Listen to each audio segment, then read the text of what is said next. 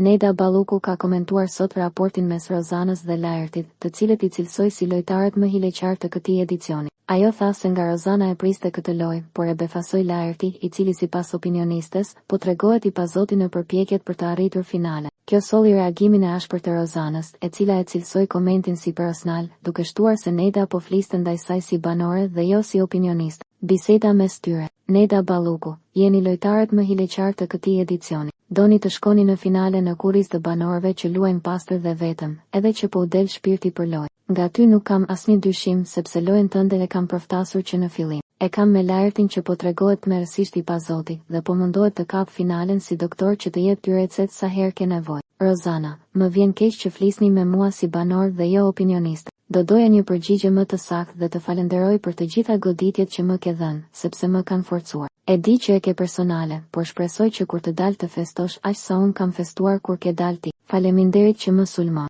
Je shoqja e Valbonës dhe për të thuar gjërat më të mira. E di pse e bën këtë. Neda Balluku, ti je e lirë të ndjesh çfarë të duash. Kur nuk të kam bërë asgjë. Të kam takuar vetëm një herë në jetën time. A do doje ta ndaje kur jemi takuar? Rozana, në biznesin tim. Neda Balluku, të kam takuar në biznesin tënd 3 vite pasi kam dal nga BB-t im. Në biznesin tënd kam ardhur me këmbët e mia dhe kam bler një fustan, të kam paguar dhe të kam bërë reklam. Mendon se do e bëja po të kisha inat personal? Rozana, pse më thua hileqare? Neda Balluku, hileqar dukeni nga shumë faktorë. Personalen e ka Rozana me mua, sepse nuk duron dot që ajo vajza që e ke urryer të jetë opinioniste dhe të komentoj ty. Nuk merrem më me ty. Nuk mund të heshtja për një teatër që e kam kuptuar që në ditët e para, kur 2 banor luajnë